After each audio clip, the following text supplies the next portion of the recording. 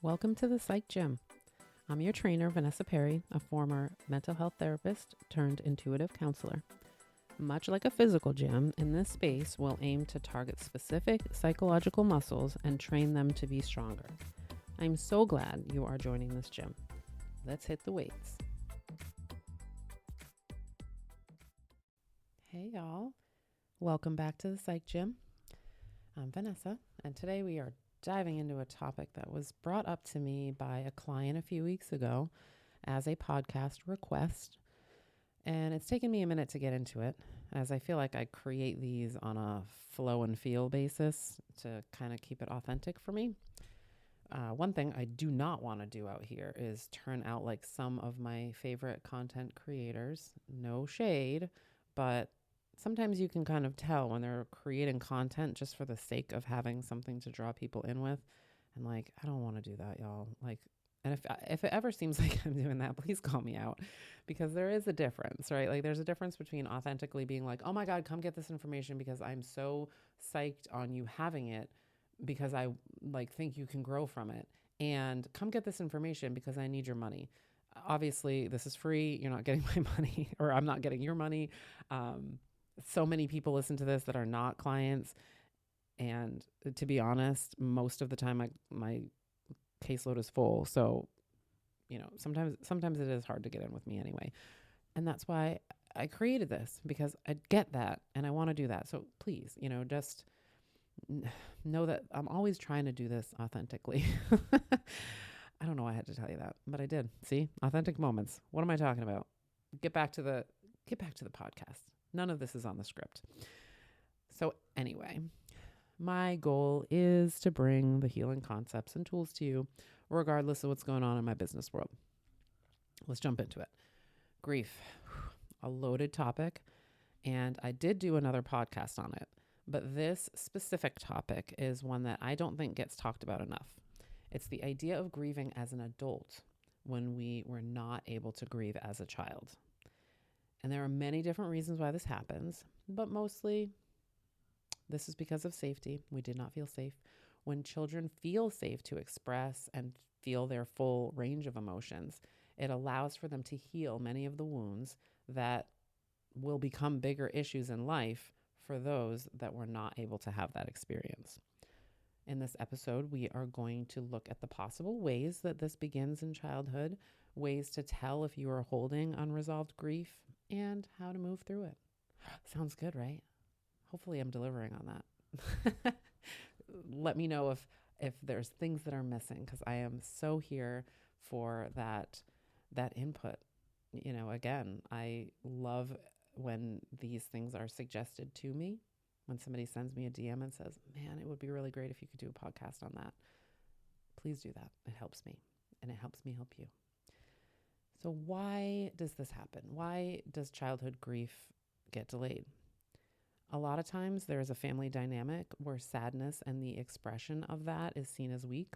That's one reason.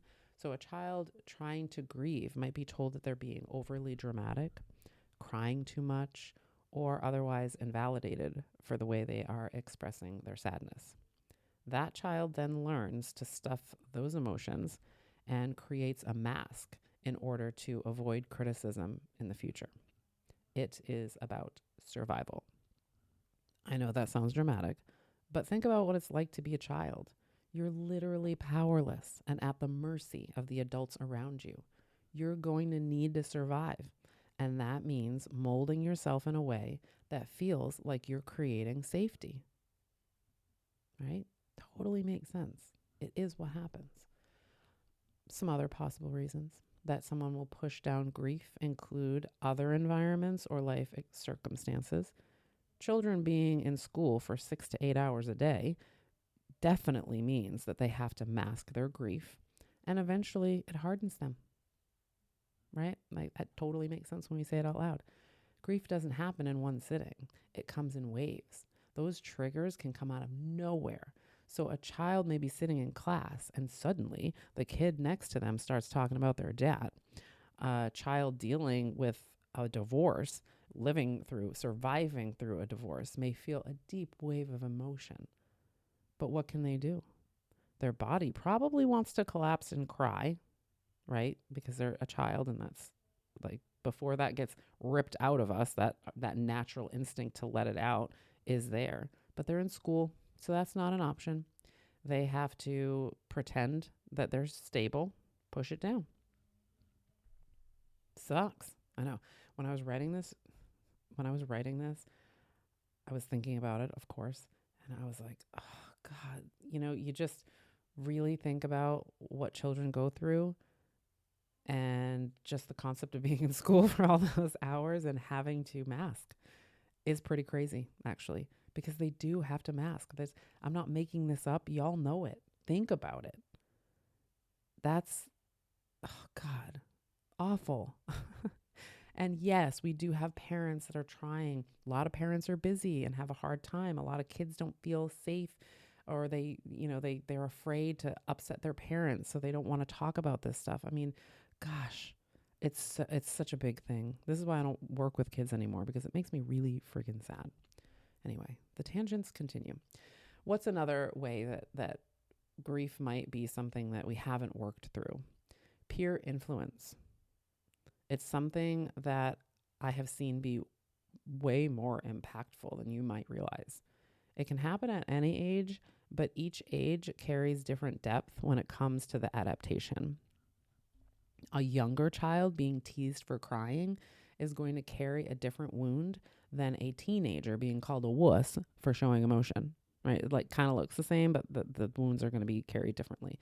So both will carry a wound that sadness is not okay to display, but your coping skills may look different, right? Like if you're a younger kid and somebody teases you, you're going to act differently than a teenager who's being teased, right? Like sometimes our younger child, we have more outward expression, and the teenager will internalize it. Still, wounds that are happening, that sadness is not okay to display. There are like so many ways that children are impressionable, y'all. It's not a guarantee that these influences are that strong, but it does happen more than you know. I mean, I used to watch The Cosby Show religiously. And I still have some of the core values I learned just from watching it. They were not happening in my house, but I was watching it. Of course, it sucks what Bill Cosby ended up being, but I stand by the show and how much I admired their family dynamic. It's a perfect example, though, right? I'm 46 years old, and a show I watched as a child had an impression on me in terms of what I wanted to be like, even as a parent. So don't sleep on that effect. Don't sleep on that effect that your childhood has created deep impression on how you're allowed to feel your feelings and whether or not you have been able to move through grief. Any grief process, any sadness, any loss, right? It's in there, man. I think all of us have a little bit of it, depending, right? Because especially those of us that went to school, that concept that I just told you about, we all did it, right? Like we didn't want to go to school, everything sucked, and we had to go, and we had to put on our mask and pretend that everything was fine, regardless, right? Your grandfather passed away, your friend, anything, your friend moved away, here we go. We have to just pretend everything is fine. So remember this, if nothing else. The survival tactic of masking is highly effective, and it will make you think that something is handled. The brain is fascinating and creative. It can keep us safe in so many ways that we are not conscious of until we go poking around in there. Speaking of poking around, we're going to do it right now.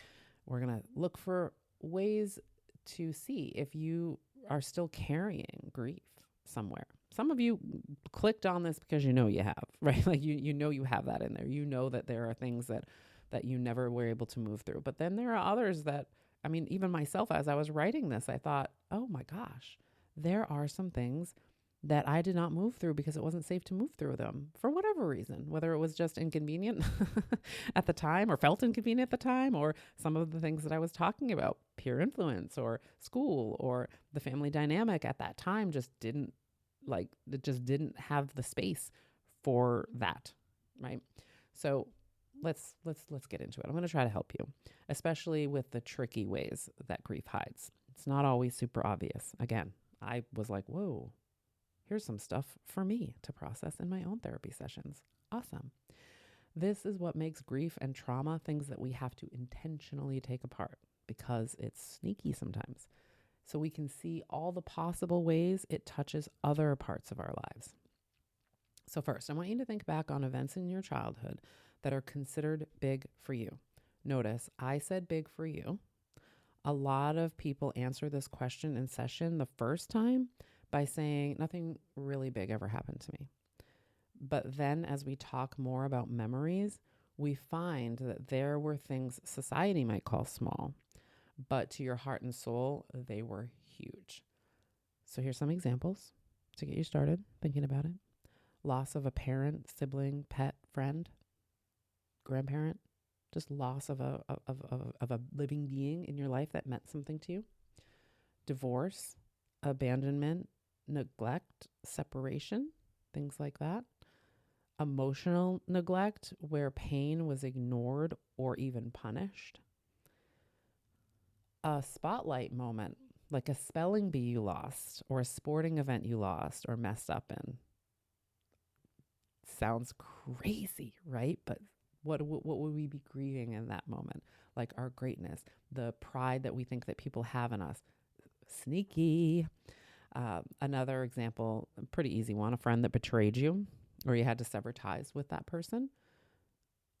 These things are loss. These things are big, major moments in our lives where we lose something. We lose a piece of us. We lose confidence. We lose a person. We lose a concept. We lose hope even sometimes, right? Like we lose a dream. We lose an idea of something because it gets shattered. These are all ways that grief can come in and not really look like what we think. We always think grief is because someone died. Lord have mercy. It is so much more than that. So yeah, some are obvious, some are a little less obvious, but all could have those strings still attached to grief. So when you thought of these moments, or later on, if you're not moving through this as the podcast is playing, I want you to think about what emotions came up. That shows you where your hurt still exists, right? And we're going to name the emotions. We're not just going to say sadness, right? We're going to be able to say disappointment that feels sad, because disappointment can sometimes create frustration, but we need to know what's the underlying. So if I was disappointed, if I felt abandoned, if I felt unimportant, if I felt rejected, these are the feelings that we're looking for. We're not trying to throw our blankets in there. Anger is a blanket. Sadness is a blanket. Anxiety is a blanket. Nope, we're digging deeper. And if you need to dig deeper than that, please Google the feelings wheel so that you can get some ideas of other feelings words because it really does matter.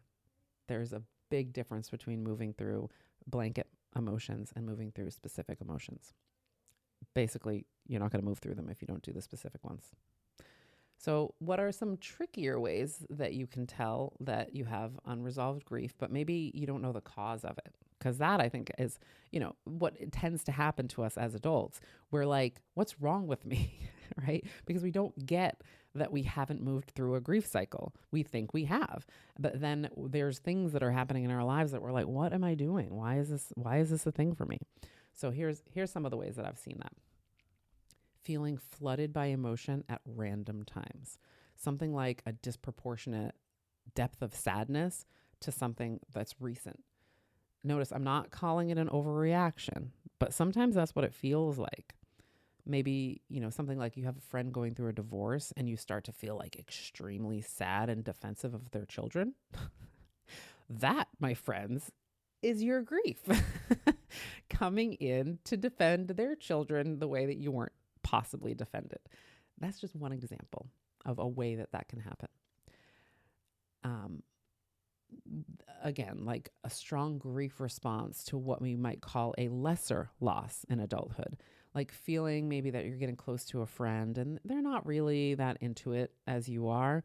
You might feel really deeply about it, even if they were a new friend, somebody that you really didn't even hang out with that much. That shows that this was an existing wound being poked, not a new one being formed, right? There's trauma in there of maybe rejection or betrayal. Something in there is unhealed, and we're looking for it because we don't want these things to happen. We don't want our emotions to be puppeted by old wounds. Of course not. We want to be moving forward and feeling like we have autonomy from some of these things that have happened in the past.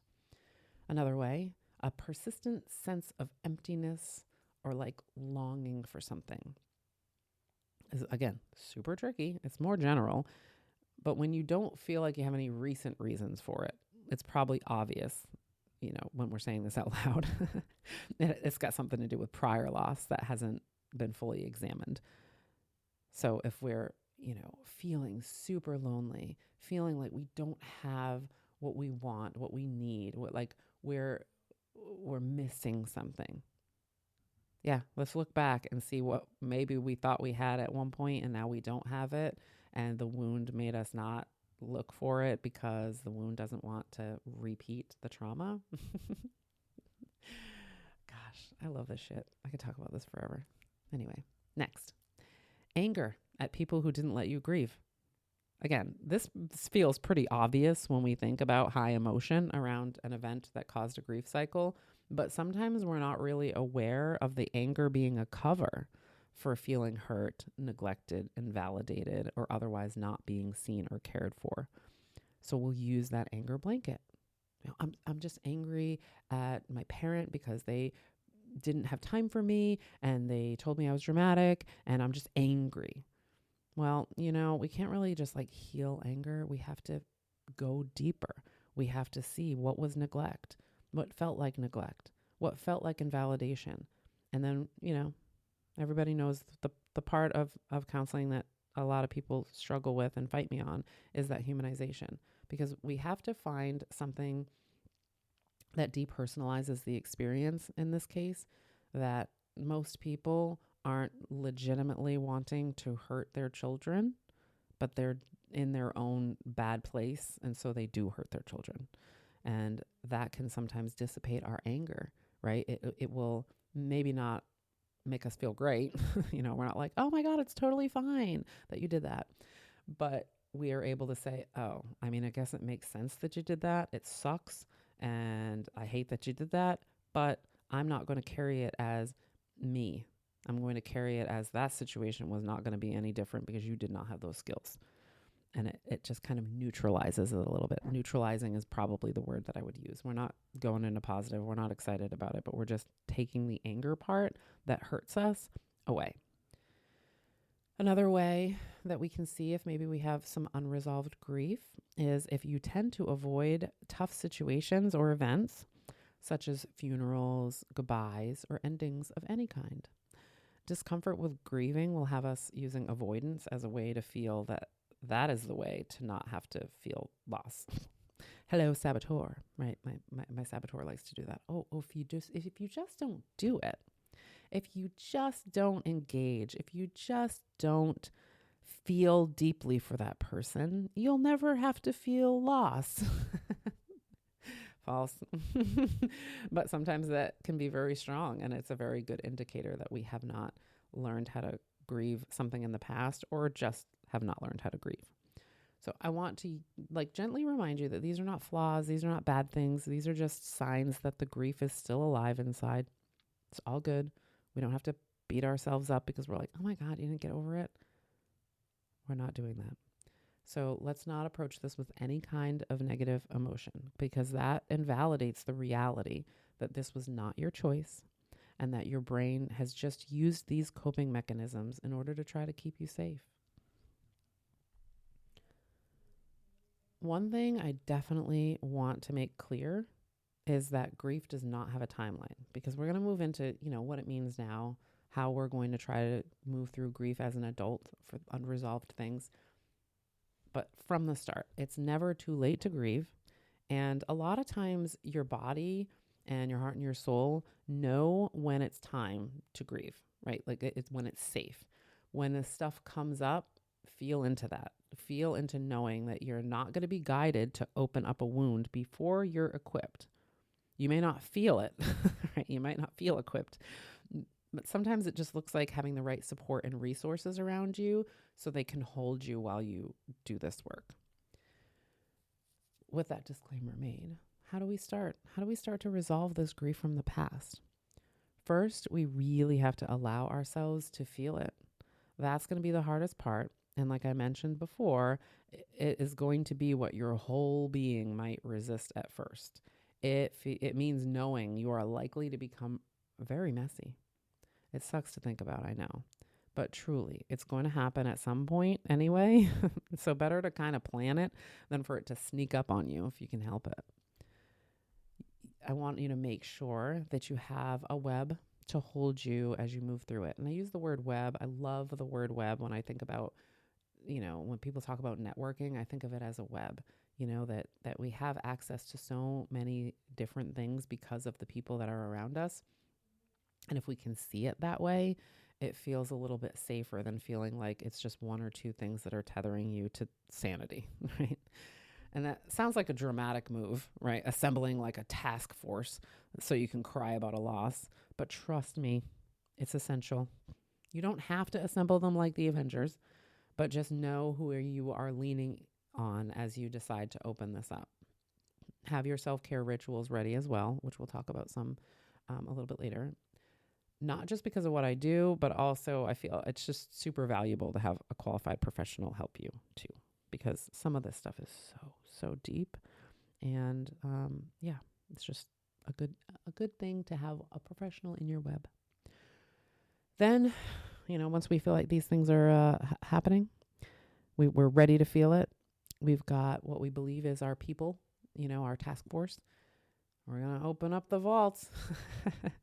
Again, I suggest having help with this, not just because of what I do, but because sometimes we don't know the spontaneous emotion shift that happens when we start to open up this vault. So someone who's trained to handle that spontaneous emotional shift is like more equipped than just your supportive friend if that spiral starts to spin real hard. So what can it look like? So what does it look like, Vanessa, to open the vault and really just start moving through this? Not to be all therapy-y on you, but journaling is a good thing, right? It can look like that. Journaling, which can come with tears. It feels like the body is finally allowed to release physically what you've been holding in for so long. So I want you to just kind of be prepared for that. So when you're journaling, you might do this in the form of writing a letter to the younger version of you with compassion and love for this horrible experience, whatever that experience is. Give yourself the apology that no one gave you. You also may want to write a letter to the person or the thing that you're grieving, writing about the love, the ache, the pain of that loss. And you might want to write a letter to the person who you hold the most anger toward. That one can be tricky, though, because it can hype up the protectors inside you and make you want to lash out. I get that. But if you can contain it to paper, it can be a really great release. And on that one, do not hold back. Even if the words going onto that paper feel vile, it's okay. Let them out. And as y'all know, I also really encourage destroying those ones. Burn journaling is such an amazing release for myself and others who connect to it. It is ritualistic release of the hold that person or emotion has on you. Taking your power back through technical destruction via fire, but it's fairly harmless in terms of consequence. If you feel that writing might help, here's a couple prompts to get you started. What do I wish was given to me at that time? And again, I can't say it enough. Do not let blanket statements cheapen this experience for you. A lot of times people will toss a love and support at this, but I want you to go far deeper than that. Hugs, favorite meals, check-ins, conversations, someone to cry with, literal phrases that you wish were said to you, places you wish you were taken to, tools you wish were given to you that you think would have helped you. Write all of those things down. Another possible prompt to help you. What do I miss about this person, place, thing? It seems pretty easy, right? But really get specific here too. Experiences, memories, personality traits, all the things that you love and miss.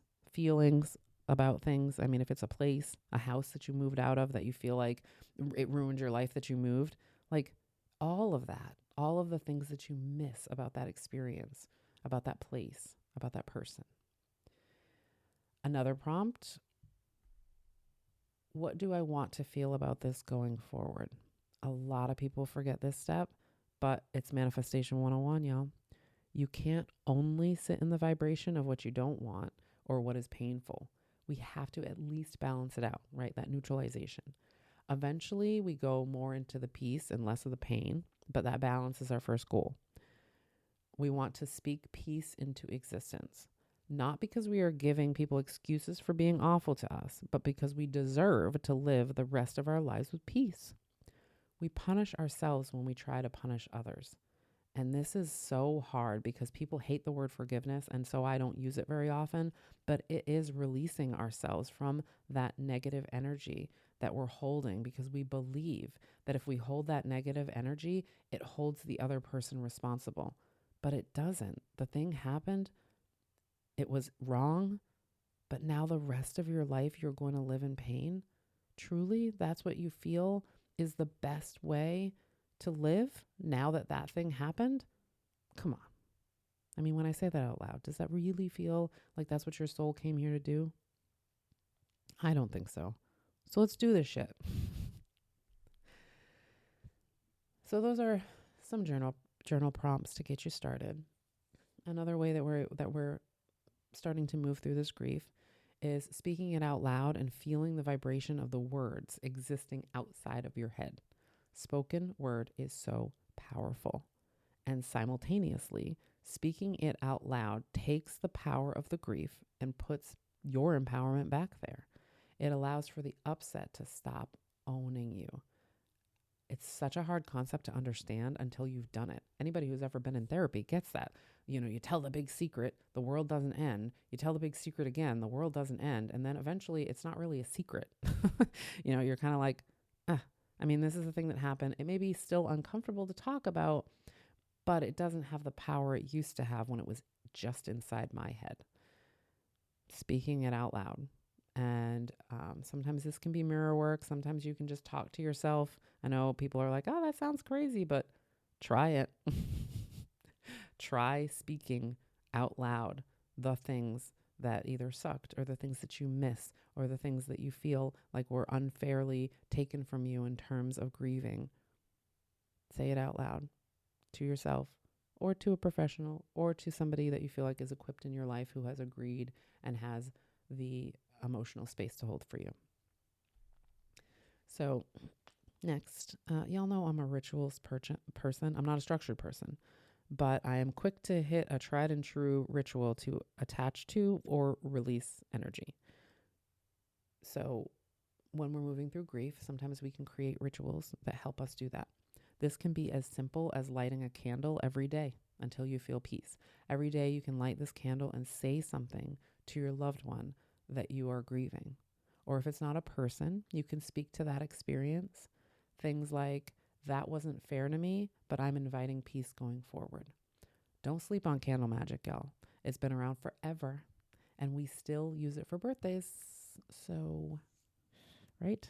In church, we light candles. We light candles. We light candles. We light candles to create ambiance. So light candles to create peace, to move energy, to allow yourself to feel what you need to feel and feel through it and invite, again, like that peace to wash over you. Can be so simple and very helpful, especially the cumulative effect of it. It's not like the first time you light the candle, everything's gone. So just remember that too. Sometimes we can create something in honor of a loved one, and that can be very helpful, like a memory box. You don't even have to have things from that person to create something like this. A lot of people will shy away from this idea because of that. They'll say, I don't really have anything from that person, so it doesn't make sense to make a memory box. Simply not true. I'm not really suggesting an all-out ofrenda unless you really want to do that. Have a shrine to that person where, that candle might be, and there's pictures. But you can do that. If that feels like that's going to help you, borrow from that culture, because it is a very beautiful thing. But sometimes just a box that you keep memories in can be helpful. It can be a living memory box too, where you add to it whenever you remember something about that person. And when you make that deposit into the box, hold it for a moment and let emotion wash over you, whatever that emotion is. And then invite love in as you place it into the box, right? So we're just kind of moving through the wave, and then we're saying, oh, love.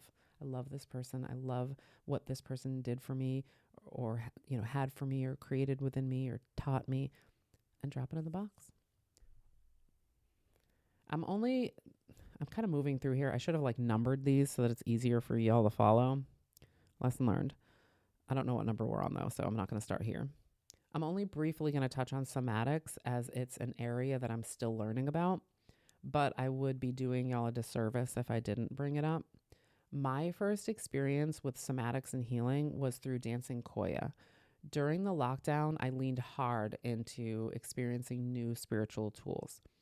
Koya is a mix of body movement and music with some emotional spoken activity within a group. I remember in particular a class where we were moving our hips very seductively, and I was like, whoa, I felt something awakened in me, not sexually, but sensually. I was feeling into my body and releasing trauma related to my womb space, actually. I know that feels like a bit much for y'all, but I'm just giving you an example. We were dancing, and I was like, whoa, here's an emotional experience while I'm dancing. So during those classes, we also did shaking exercises. Because as it is explained in the class, we watch animals shake when something happens to them that they don't like. It releases their tension. We even use the term shake it off. And thanks to Miss Taylor, we can even sing it. But do we do it? Do we do it enough? I don't think so. And it's not even close to the only way we can release trauma through somatic work, through body work. But it can help in a pinch. Try it. When you actually say shake it off, just do a little shimmy. And I know some of y'all are like, I'm not fucking shimmying, Vanessa. And if you're a dude, you can do it a little bit rougher, but just do it with intention. This is really what I'm trying to say. Do it with intention of release. Do it with intention of, letting that move through your body and inviting in something different. Eventually, I'll do a podcast on mindful movement. But just keep this in mind for this topic as well. We are allowed to process grief physically in more ways than just the fetal position. And the next thing that we can do, here comes the woo, y'all. I'm a huge believer in teaching people how to access the energy of their loved ones. I know some of y'all might already be rolling your eyes, but I wouldn't be offering this up if it wasn't a thing. Usually I do this by conversing with a client and asking them what their loved one would say about the thing we're talking about. Sometimes they have to close their eyes to do it, but I don't think I've ever failed with this approach.